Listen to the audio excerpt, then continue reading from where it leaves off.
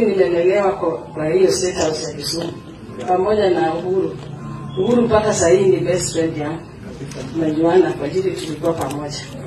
Sasa mimi nilikuwa najua walikuwa marafiki. Na vile ndugu yangu amesema ideology ilikuwa tofauti. Lakini urafiki ilikuwa hata sisi watoto. Mimi nimesoma na mpaka Mhogo na mjua na mpaka watoto wa Mama Ngina, watoto wa ndugu wa Mama Ngina Mhogo yote na wajua.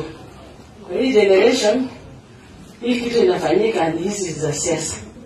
Lakini kwa ukweli hiyo uhusiano, unajua baba Malala alikuwa anataka sana hiyo uhusiano katikati ya Kikuyu na Wajaluo. Na bila Malala tusinyamaze. Ndio wazee muendeleshe hii kitu mpaka hiyo uhusiano irudi. Na mimi nimependa sana vile mmekuja, mmeleta ng'ombe. Naenda kuuliza ndugu yangu kwa niaba ya familia yangu, hata kama mimi ni msichana, hata mimi nipate ng'ombe nyingine.